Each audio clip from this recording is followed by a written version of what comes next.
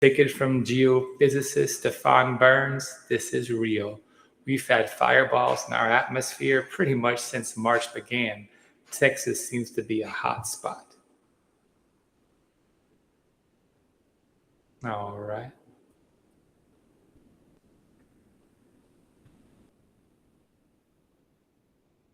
See, that title is called Geoengineering, a Chronicle of Indictment, exposing the global climate engineering cover-up. That book was written by Dane Wigington. Well, the bad news is, if you are just waking up and enjoying your day, the geoengineering fog composed of graphene oxide, reduced graphene oxide, nanoplastic polymers, and the famous aluminum barium strontium brew is probably being deployed a few thousand feet above you. Sadly, it's true. Barium and strontium have been in the brew since the Vietnam era. Aluminum began to be added in the late 90s and into the early 2000s, aluminum oxide, that is. Now, the latest addition is graphene oxide, reduced graphene oxide. Graphene and reduced graphene oxide can be used to artificially nucleate ice. So the graphene oxide and the silica dioxide combine to form the black core. That's what you see of the Frankensnow. Graphene is quite strong and resistant to stress and temperature. I'm sure this is not new to you if you've been in a recent blizzard. This new Frankensnow won't melt, and it really isn't quite snow-like. Seems the snow ultimately is a Franken fraud. In my opinion, the snow isn't the only fraud of immense proportions in the realm of geoengineering. In the past 10 years, we have seen several strange solar phenomena. One was called the Miracle of the Sun in Nigeria, and it took place on October the 13th, 2017. This was 100 years after the famous miracle of Fatima, the miracle of the sun that happened in Portugal. As I was watching at that time, in circa 2017, Planet X News, Dr. Claudia Albers analyzed the video. She's a physicist, and concluded that it was not possible for the actual sun to behave in this way, like a strobe light, as it were. She concluded that a sun simulator had malfunctioned rather than a miracle having occurred, or a miracle had occurred. The light looked just about identical to sunlight, but the look of the sun itself was slightly off. Its strobing, was seeming to expand its size and contract. It seemed perhaps there was more of a lens magnification of a smaller simulator into this larger spherical image, or this holographic image of the sun that was sort of malfunctioning. So it was magnifying its size and shooting out different intensity beams of light. So certainly sun simulators typically use xenon. Xenon is one of the halogen lights. It's a noble gas. It's probably the source of the light that these Nigerian, these Catholics, these worshipers saw during the supposed miracle of the sun. I know this was indeed a revelation when I saw it, but I see it as a revelation of a malfunction rather than the revelation of a miracle. Although if it helps people to see the truth, it is a miracle. But judge for yourself, a miracle of the sun from my substack.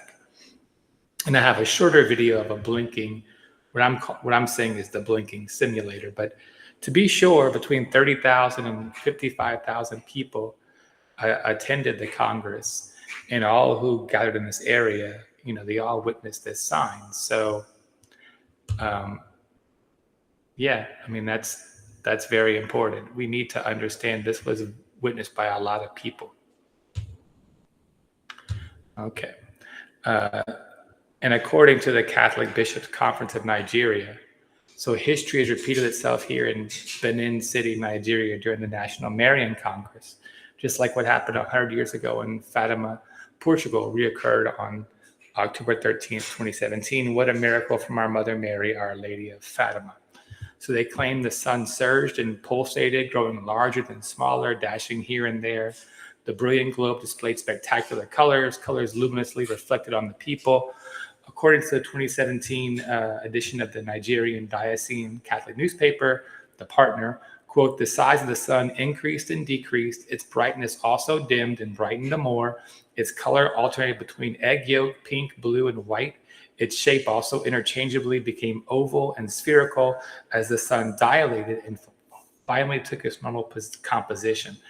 The miracle lasted from 20 to 40 minutes. Staring at the solar spectacle for such a long time did not harm one's eyes.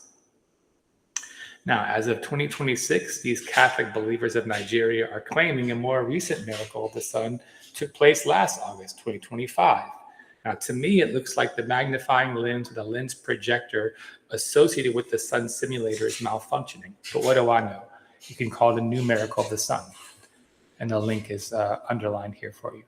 Perhaps it is primarily HAARP, HAARP microwave arrays that are superheating the atmosphere, and as it passes, the energy beam passes down from the ionosphere, where they actually use that intense microwave radiation to stimulate the ions of the ionosphere. But this also can come back down, and it ends up superheating the atmosphere, creating a high pressure heat dome, what have you. That's HAARP, right?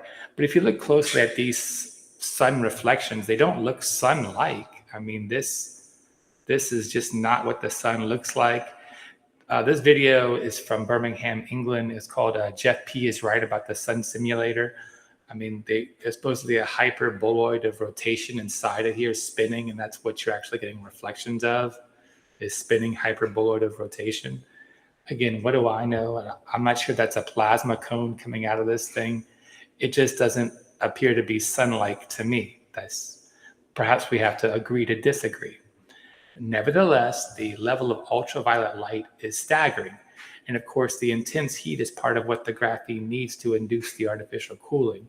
So like Dane says, Dane Wigington that is, these massive low pressure storms have hot sides where the temperature might be 20 degrees above normal, while you get a snowstorm a few hundred miles away. The Air Force declared in 1996 that by 2025, it would be able to own the weather, with graphene oxide able to artificially nucleate ice and water vapor, where they can make it rain like Baal in the Old Testament. The title is Weather as a Force Multiplier, Owning the Weather in 2025.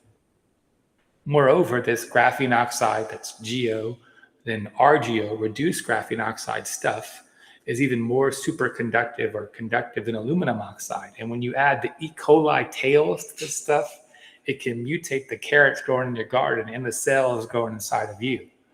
Google is not actually sure if those carrots are caused by graphene in the skies.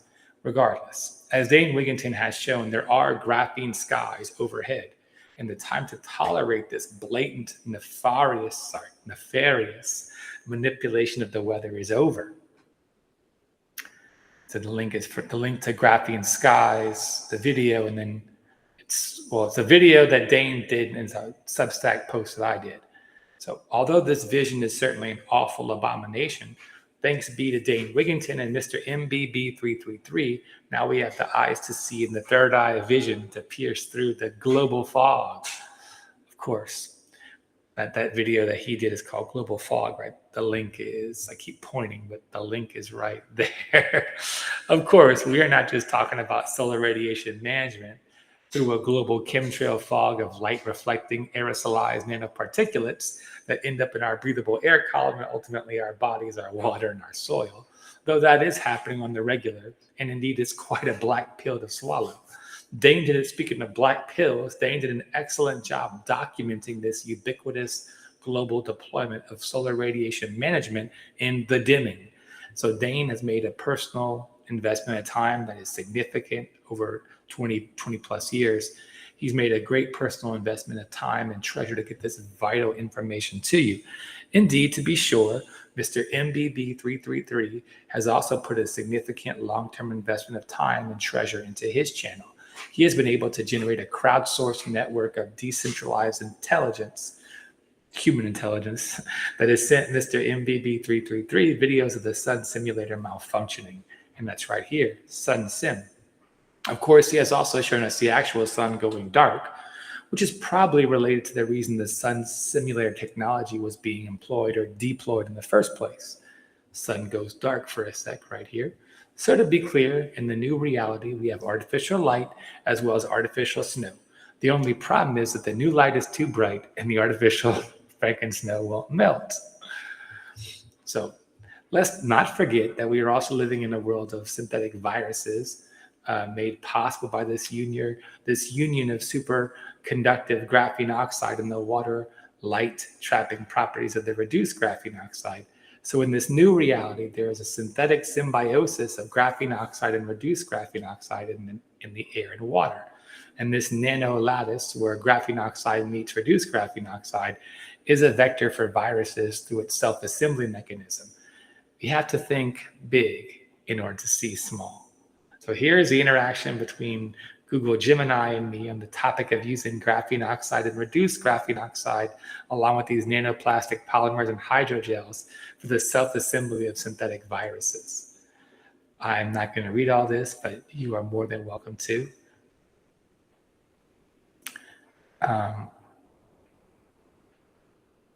Then I go on to ask, when you throw in those 5G millimeter waves and the 6G terahertz frequencies, could those frequencies perhaps instruct these nanomaterials as they self-assemble? And Google says, yes, the frequency is an on switch.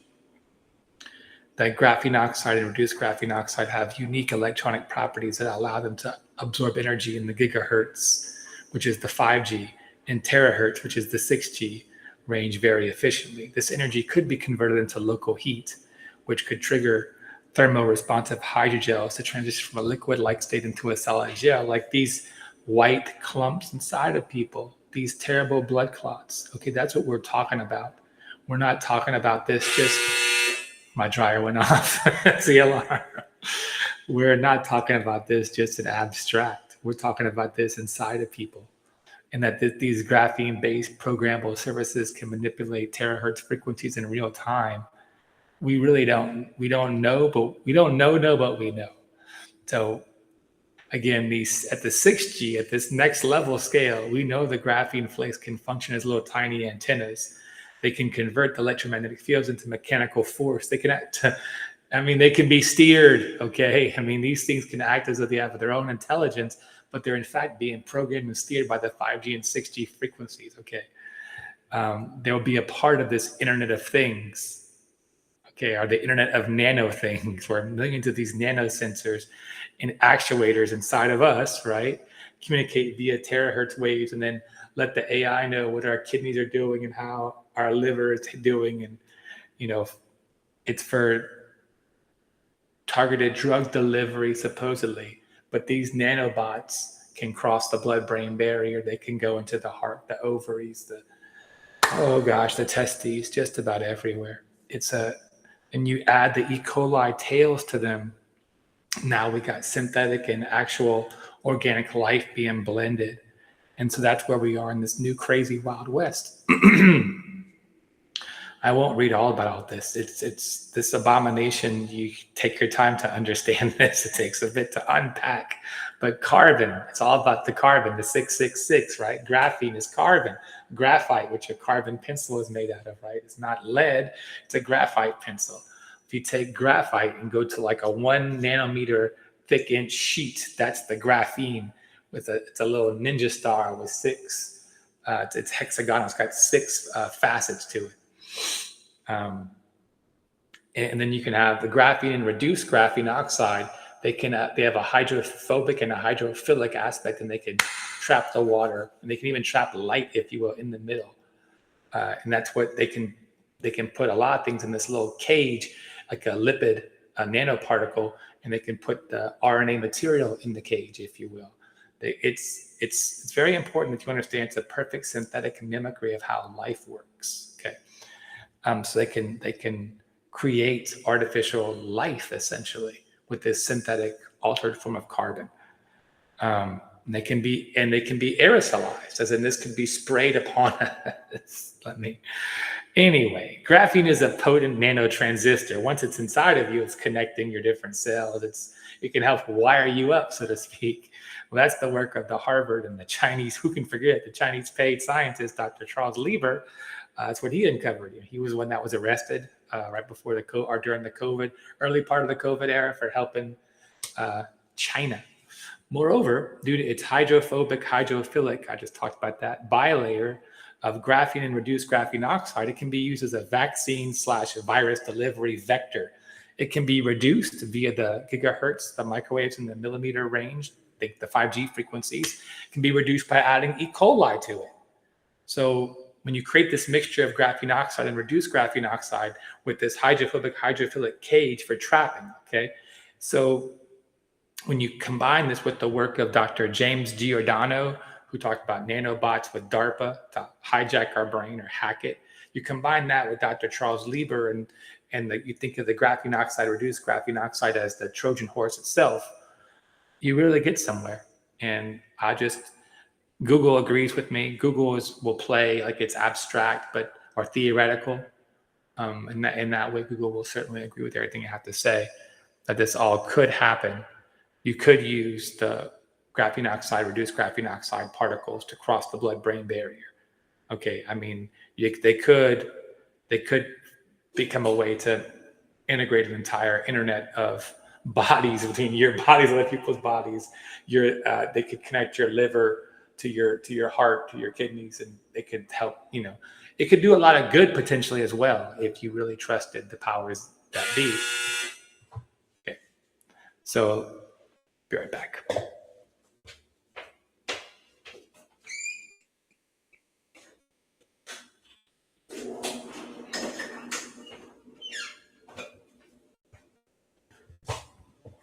So that's where we are. We're at this point where graphene can be used as a skeleton key to sort of unlock these 7 seals in us, but to make a new beast system, a new mark of the beast system. Okay, but graphene is a skeleton key to get to hack into our consciousness. It's like the spike protein can sort of hack its way into the esophageal tract, the epithelial cells that are in the esophageal tube that goes down to your stomach. It's a truly awful abomination, but it's also an eye-opening time, because this graphene, if it's deployed in aerosol in the sky, if it's then reduced via the gigahertz microwaves, it will phosphoresce in this violet purple color.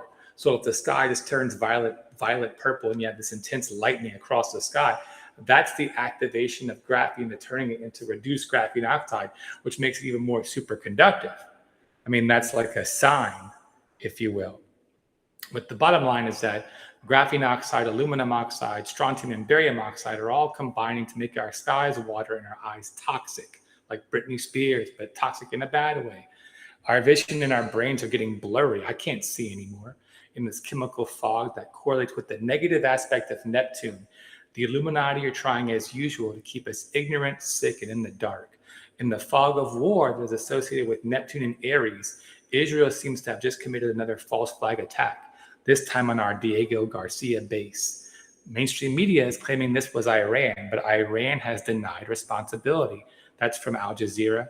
Did Iran launch missiles at a US-UK base on Diego Garcia? Here's what to know. United Kingdom condemns what it says is an Iranian attack on airbase in the Indian Ocean, but Tehran denies it carried out the launches. Well, call me crazy, but I believe Tehran. So, of course, Saturn being conjunct Neptune. It's not just Neptune. We got Saturn.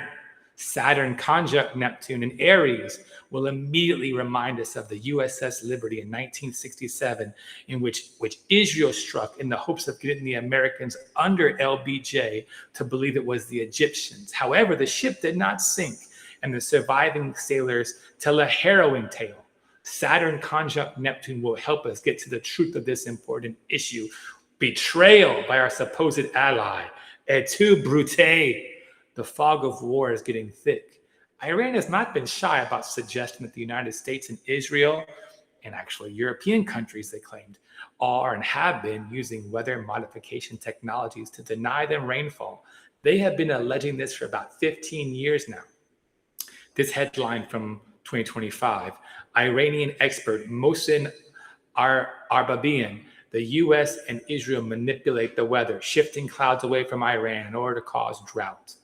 They said he claimed they've been doing that for 40 years. That's how long the cloud seeding, that's how long the manipulation of the weather has been occurring according to them.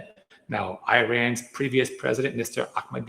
Ahmadinejad, directly stated that the United States and Israel are using electromagnetic means of controlling the weather and diverting rainfall from Iran to neighboring countries. Here is a piece of the Al Jazeera article from 2011. The headline is, "You've stolen our weather. Iran's president blames the West for his country's water shortages."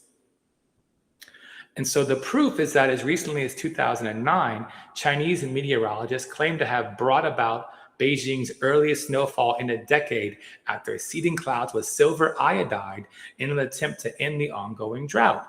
The resultant disruption to road and rail transport suggests that snow was probably not the object or the objective of the experiment. A good soaking of rain was probably what they really were hoping for. The problem with weather modification is whether it can be proved that the weather was indeed modified or whether that it had occurred naturally. That's still the issue. It is likely that Mr. Ahmadinejad was specifically referring to the use of electromagnetic waves to control weather. Quoted at the opening of a dam in the central province of Iraq, he told reporters, quote, "According to reports about climate whose authenticity has been verified, the European countries have used certain equipment to discharge clouds and prevent rain-bearing clouds from reaching regional countries such as Iran. The quote, certain equipment, end quote, to which he refers is probably known as atmospheric resonance technology, Tesla technology." Okay, so reports of experiments to use this technology for the modification of weather patterns can be traced back to the early 1990s. And HARP, remember, angels don't play this harp. HARP is High Frequency Active Auroral Research Program, an ionospheric research program. Okay, so he who controls the weather controls the world, right? Jimmy Dore is adding his voice to this all-important issue and inviting other important voices to this all-important cause of clearing our skies of the weather warfare and our mind of all the lies. So Jimmy Dore, toxic skies. Certainly, the good news is that people are waking up to the reality of what President Lyndon Baines Johnson said. He who controls the weather will control the world. The world's cloud layer. So this notion of weather warfare was a well-known fact in the 70s. Weather warfare was openly acknowledged in the Senate hearings during the so-called time of the Church Committee. And the treaties were created to ban its use. Okay, that was during Vietnam, Operation Popeye. We flooded the Ho Chi Minh Trail with cloud seeding with silver iodide. Okay, Claiborne Pell chaired the hearings in 1972 that were going on the same time as the Church Committee when the CIA had weather warfare weapons and had traditional assassination techniques. And it was all being discussed in the 70s.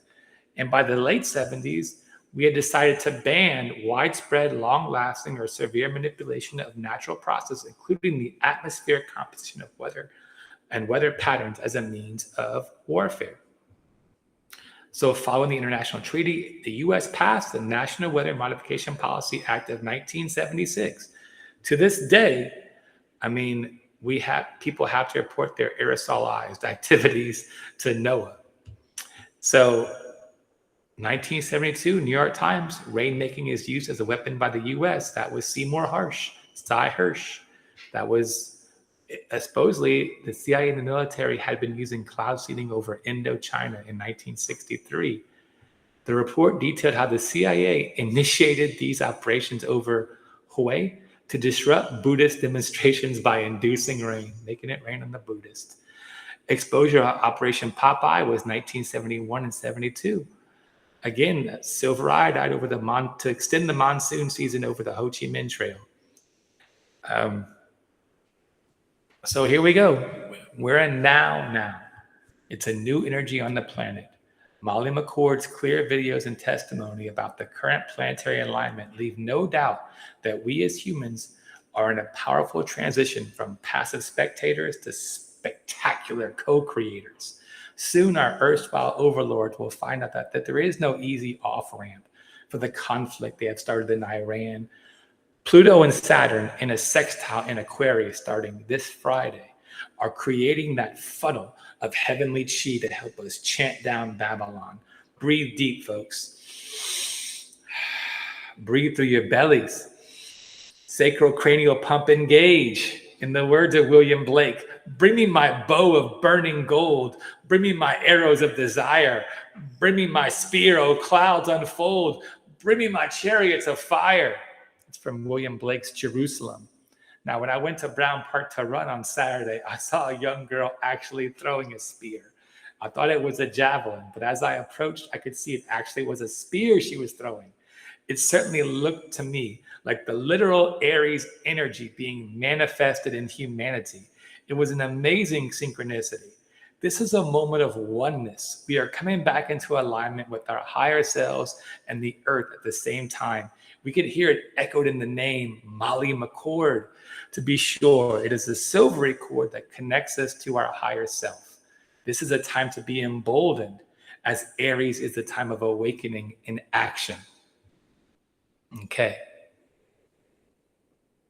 So let's go a little further. So, although we are propelled to action, Mali does say that after many past lives on Earth and elsewhere, many of us are reluctant to once again enter the fray of intellectual conflict and call for our arrows of desire and our chariot of fire, so to speak.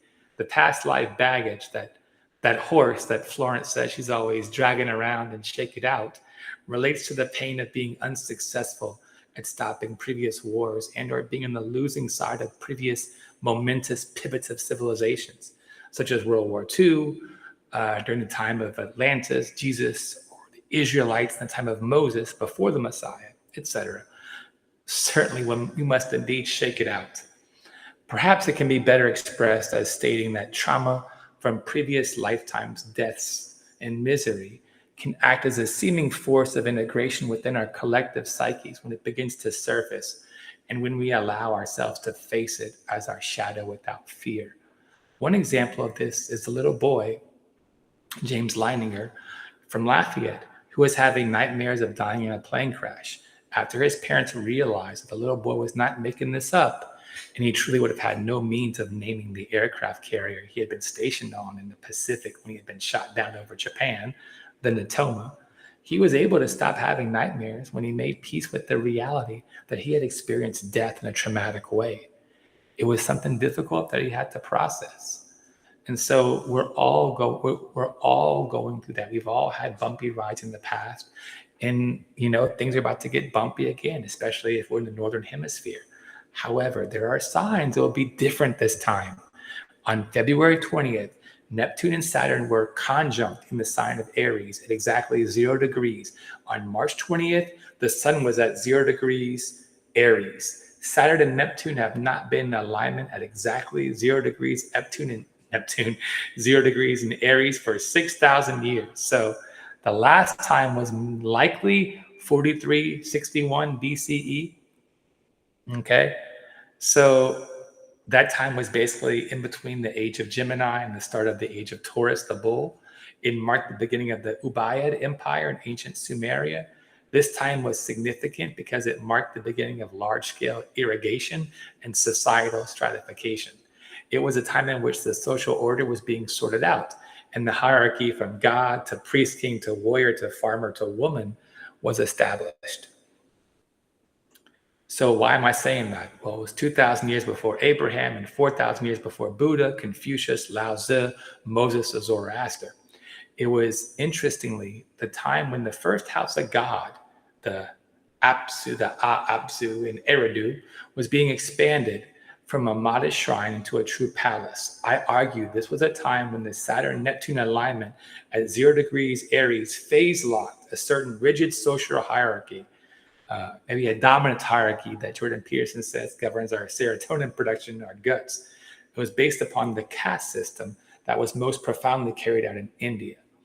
Okay, so an Eridu, Enki's house, was expanded upon.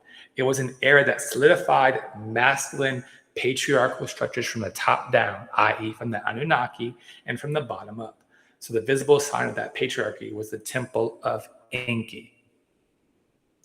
Now, to be fair, Enki was our true ally, and he was the helper god, shepherd, scientist of the Anunnaki. He wanted to let humanity rule over itself, or ourselves. He might have been turned into the serpent, after all, in the garden for wanting us to have wisdom and sovereignty. He is, after all, the firstborn son of Anu. I believe Anu of the Anunnaki is El Elyon of the Elohim. Anywho, it was his brother Enlil, also known as Yu, who had commanded Anki not to assist humanity during the flood. Anki, nevertheless, assisted Zeusudra, Atrahasis, Noah, Utnapishtim, these names are one story, by instructing him to build the ark. Enki was on the earth from those pre-Diluvian days when the kings of Sumeria reigned for tens of thousands of years, and then he left during the flood. After the flood, he seems to have preferred to let his sons Thoth and Marduk administer over Egypt and Babylon, respectively. It seems his name in Egypt became Ptah. According to Elena Danan, Enki, whose actual name is Ea, is still with us observing. He has returned, according to her, with the 12-sided DNA that he seemingly downgraded in us in some way when he engineered us. It does seem that according to the raw material, the Council of Nine on Saturn and the Logos decided that we would have shorter lifespans. We have to understand that the Sumerian kings lived tens of thousands of years, just as Adam lived 900 years, to understand that the pre-Diluvian age was simply a different kind of era of life on Earth. In the Law of One Material, Ra states that humans were not polarizing enough towards service to others or service to self. They weren't doing it fast enough. You have to understand that either becoming selfless or selfish is part of the plan. We have to activate that Kundalini force of transformation to become something greater. How we do it could either be from seeing ourselves as the God King on earth, whom others should literally serve as we take the life force energy from them and get off on it, or it can be becoming a person who is 51% or more committed to serving others. We can graduate like Rasputin and Genghis Khan, according to Ra, to become some kind of fourth density or even fifth density negative entity or psychic demon. That thought is not comforting. However, by the time of reaching the mid-sixth density, all beings must let love rule, let love back in, and reopen the heart to achieve wholeness. So the law of one blinks neither at the light nor at the darkness, but is available for service to others or service to self. However, service to others results in service to self, thus preserving and further harmonizing the distortions of those entities seeking intelligent infinity through these disciplines.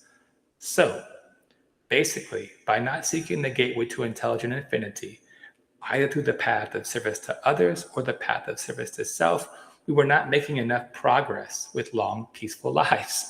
So the Logos and the Council of Nine on Saturn decided that us having shorter lives with additional chaos would help us choose today whom we would serve, to say it in a biblical way. Or perhaps in the words of Bob Dylan, it might be the devil or it might be the Lord, but you're going to have to serve somebody. In short, these short, traumatic lives were chosen for us because these catalysts and conflicts often encourage us to help others, which will help our soul or Pokemon form evolve to the next level of light body activation. Adversity will either bring out the worst or the best in us. I'm sure we can all agree on that. It is that testing or the impression of the weight of Saturn upon us that turns our dreams into diamonds or simply pulverizes them back into ashes. Perhaps the distinction between what survives inside of us and what doesn't is based upon what is in key with the theme of service to others and what is truly being inspired by one of the 9 muses, the particular aspect or archetype of the one infinite creator we are tapping into through the roots of the tree of mind, as Ra puts it, in order to get our message to humanity. Although we do suffer in these short lives and remain ignorant for lifetime after lifetime of the big picture, the decision made by the 9 and the 1 was based upon a merciful view. Allah is entirely merciful. We live a life, and to Allah we return, and then we are sit back and do our best, and to Allah we return. The Quran, through Gabriel, proclaims reincarnation, as did Jesus, Emmanuel, and the Buddha. This is the path to perfection.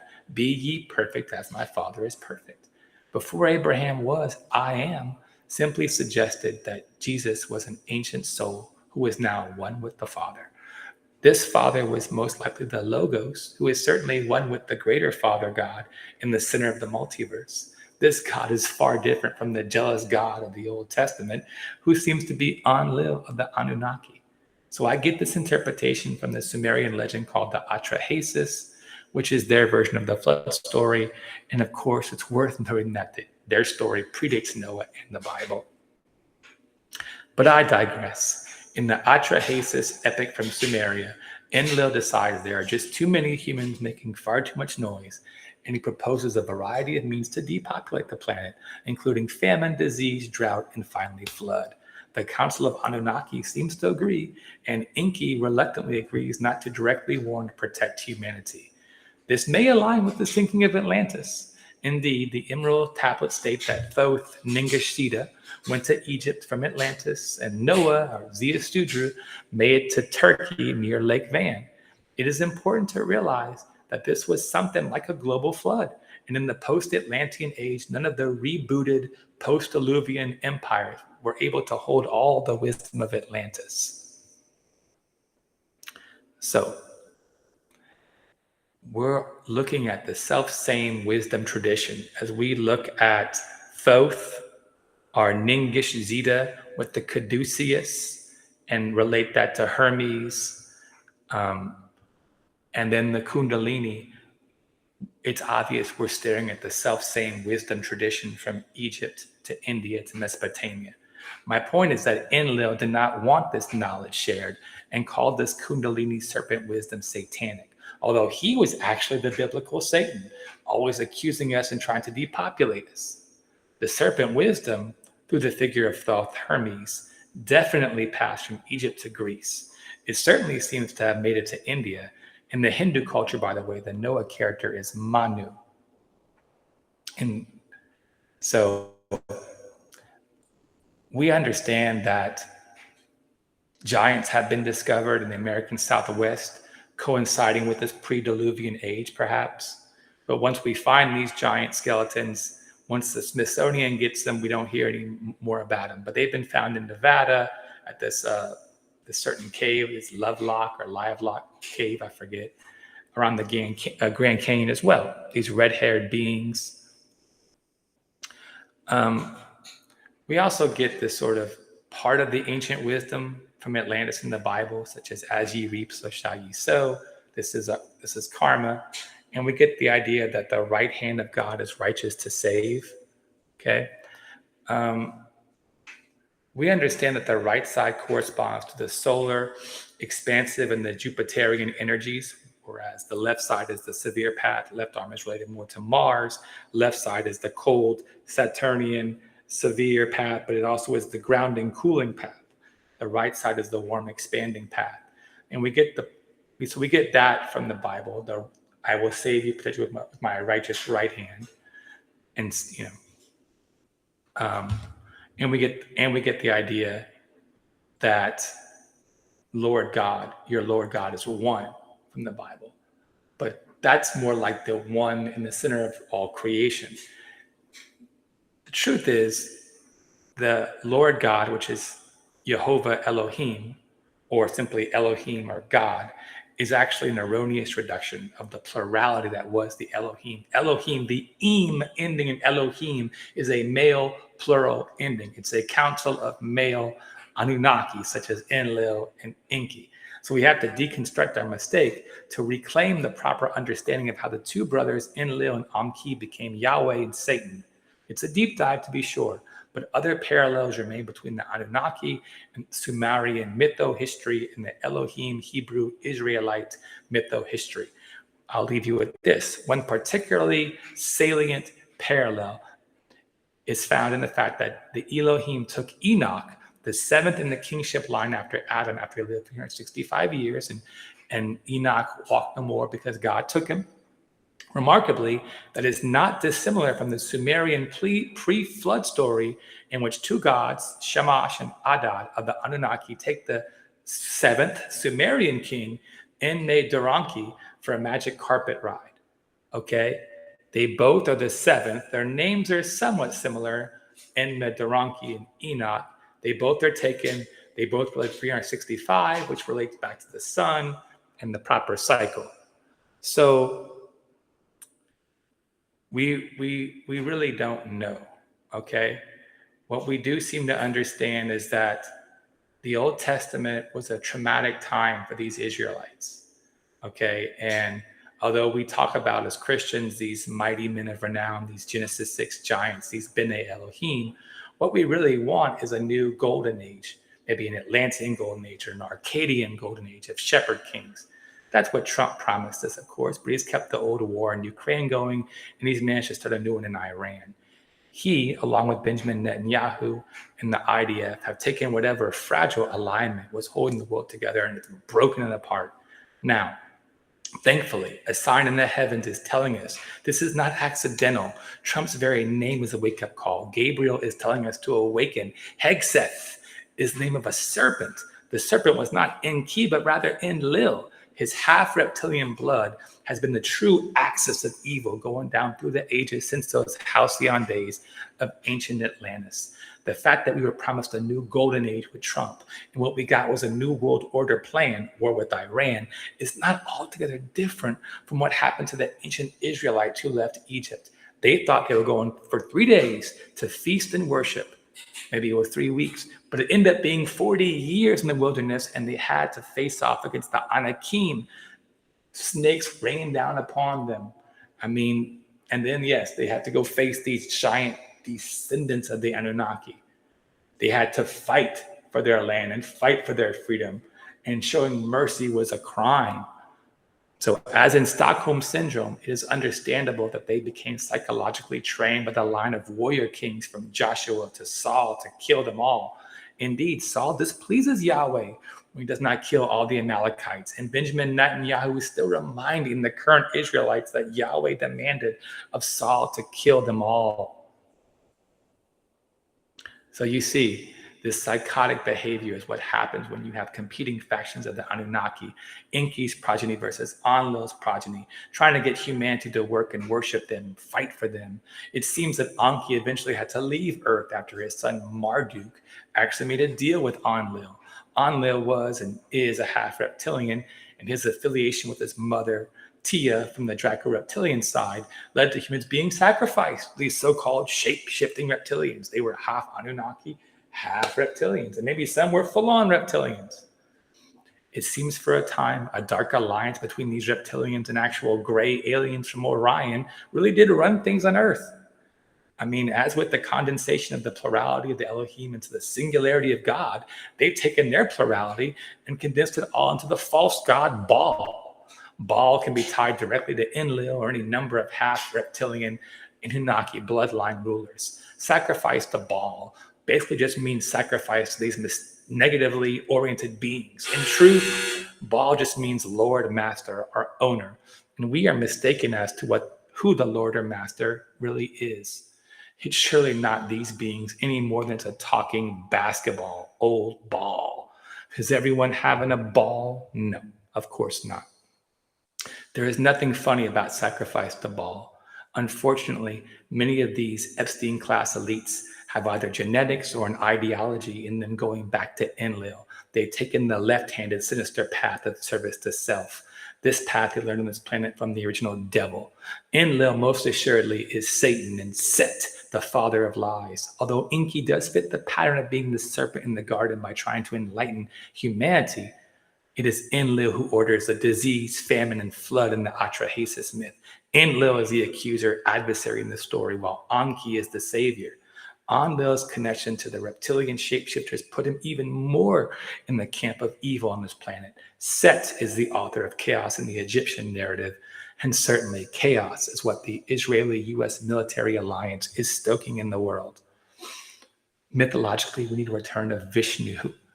Within the Egyptian tradition, after Set destroys Osiris, Isis recollects the pieces and inseminates herself with his seed to produce Horus, Chorus, come back like a brontosaurus. And that's what we have done. We have all come back for this time. We are the ones we are waiting for. So see the revolution, be the revolution. Om Shanti, Om